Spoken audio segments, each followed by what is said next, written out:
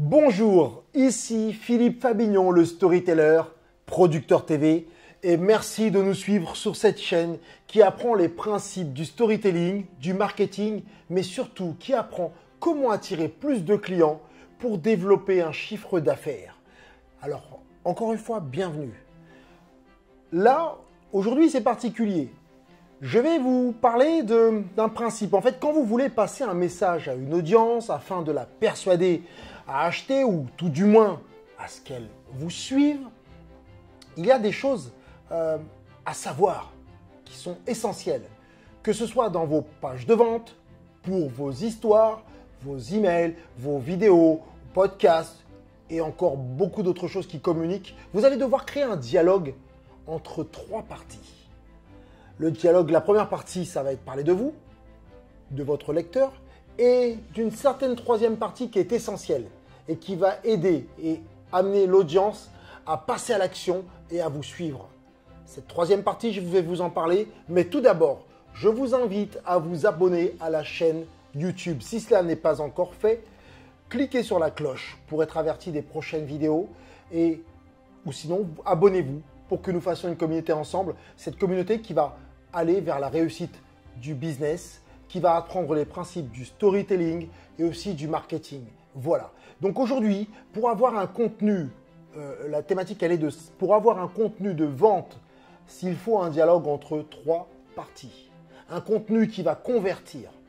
La conversion elle est d'abord entre vous, je vous l'ai dit, votre lecteur et la troisième partie, on appelle ça la contextualisation.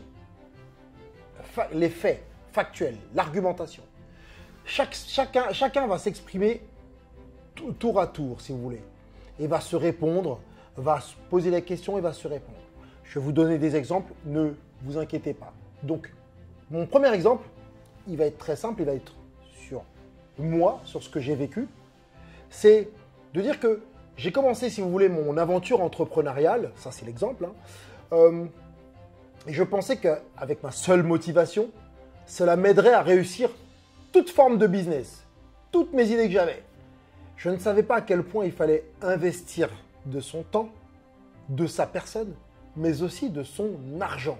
Parce qu'il est bien question de ça, il faut savoir investir aussi dans la machine pour qu'elle vous remette, qu'elle vous donne, elle vous génère des fonds et des finances. Là donc je parle de moi. Et là, maintenant, je vais vous parler d'autre chose. Je vais vous dire, ouais, mais c'est normal. Personne ne nous a appris ni nous a donné de mode d'emploi. L'école, au niveau du collège ou du lycée, n'a pas de cours spécifiques sur les principes de l'entrepreneuriat.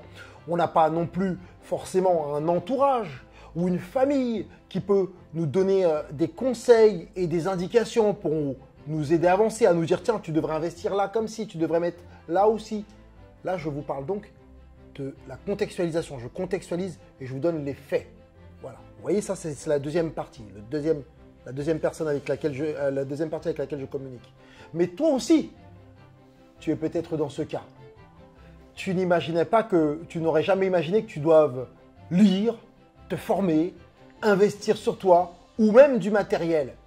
Que tu doives t'entourer de personnes qui ont déjà marché sur le même chemin que tu abordes mais qui, eux, ont réussi. Résultat, la méconnaissance, ta peur de perdre les quelques économies que tu as mis de côté, te font douter de ton projet. Et tu te demandes à la fin si tu ne vas pas abandonner. Vous voyez, je parle de mon lecteur. Les trois parties ont été abordées. Moi, la contextualisation dit les faits, et ensuite mon lecteur. Je vais revenir en disant que le problème, c'est que cette situation peut complètement anéantir ton ambition et ton projet. En investissant ni sur toi, ni sur ton savoir, ni sur du matériel, tu t'éloignes de la réussite. Et hop là, vous voyez, je reviens une fois de plus sur les faits, la contextualisation. Et je passe de l'un à l'autre pour qu'en fait, vous allez comprendre ce principe, c'est que là, je reviens sur moi, je vais dire que j'en ai fait en fait l'expérience moi aussi, que j'ai failli, il y a quelques années, enterrer mes propres projets, mes ambitions, parce que je voulais tout faire, je ne voulais pas investir, je ne voulais rien déléguer. Et ça m'a amené à stagner, à ne pas avancer et à mettre tellement d'énergie que j'ai failli arrêter tous mes projets. Vous voyez, dans ce que j'ai expliqué, j'ai parlé de moi, de mes difficultés. N'hésitez pas à parler de vos difficultés. Dites que votre audience est dans ces mêmes difficultés. Chaque personnage est important. La contextualisation est aussi importante. Dire quels sont les faits, qu'on ne puisse pas apprendre. C'est toi qui es le narrateur, vous qui êtes le narrateur. Celui qui a vécu ce que vit le prospect et que vous en êtes sorti. Vous allez donc amener de la lumière, amener donc de l'espoir. Votre histoire va permettre à votre lecteur de s'identifier et de s'intéresser à la solution. Donc vous allez, et je vous le répète, n'hésitez pas à vous mettre au plus bas au début. Et votre interlocuteur va donc se demander comment vous en êtes sorti, comment vous avez surmonté ces difficultés. Comment vous êtes remonté puisque vous étiez au plus bas comme lui? Vous comprenez?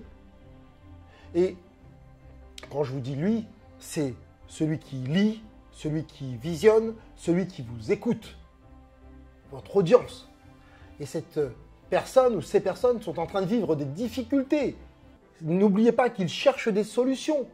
Et pour chercher des solutions, il faut bien qu'ils s'identifient à quelqu'un qui va pouvoir les guider. Et votre rôle, c'est donc de comprendre et de retranscrire ce que ces personnes vivent pour qu'ils se sentent au bon endroit et qu'ils aient envie de vous écouter. Donc, ne jouez pas les Superman directement ou les Superwoman. Faites montrer votre vulnérabilité. Quant à la troisième partie, c'est la contextualisation, les faits. On les appelle en fait ceux qui vont trancher, les juges. Ils ont toujours raison. Les faits, la contextualisation, c'est ce qui va donner la raison. Et ça permet en fait à ce moment-là, de transformer les expériences vécues en vraies leçons, les suppositions en certitudes. Voilà. Donc, c'est un point hyper important qu'il ne faut pas négliger. Ça va rassurer votre prospect et lui donner des arguments solides pour au final vous suivre, adhérer à vos valeurs ou acheter votre produit. Donc le dénouement de votre histoire, forcément, c'est ce que vous allez proposer, votre produit. Celui qui vient remettre les choses dans l'ordre, votre produit va mettre fin au problème, va amener la lumière dans le trou noir dans lequel le prospect était. Donc, que ce soit dans vos pages de vente, votre site internet, vos écrits, toute forme de communication, que ce soit vos emails, vos vidéos, vos podcasts. Comprenez bien, pensez, s'il vous plaît, à construire un dialogue entre ces trois principes. On va dire que ce sont trois personnages. Je vous le répète encore, vous, vos difficultés, vous, comment vous avez surmonté, l'audience et l'argumentation. Vous pouvez mettre en place tout un scénario, une série d'histoires, de leçons et d'arguments qui vont captiver votre lecteur et le pousser à l'action. On a vu qu'à travers ces trois principes, vous avez aussi l'argumentation. Moi, j'appelle ça, il y a plusieurs titres que je donne, l'argumentation, la contextualisation dans le monde journalistique, on dit ça, ou les faits, avec parfois vous allez prendre des études, parfois vous allez prendre des citations, des choses qui vont appuyer ce que vous voulez, votre message, si vous voulez, en disant, ouais, ça c'est un fait, c'est comme ça, regardez, ça a été dit là, ça a été prouvé là, voilà. Donc, j'espère que vous aurez compris qu'entre ces trois principes dans ce triptyque-là, il faut que vous jouiez entre vous, votre lecteur, et la contextualisation, les faits. Et bien voilà, si vous avez apprécié, n'hésitez pas à laisser un message, j'y répondrai avec plaisir. Sinon, cliquez sur le lien du dessous, vous avez un lien qui va vous amener vers une formation qui s'appelle la formation Storytelling Attractif, qui vous montre pas à pas comment créer votre argumentation, vos histoires, comment écrire de façon à ce que vous puissiez attirer des clients, que vous puissiez fédérer une communauté, que vous puissiez devenir inspirant, mais aussi vendre vos produits, vos prestations ou vos services. Storytelling attractif, n'hésitez pas à cliquer, c'est dans le lien du dessous.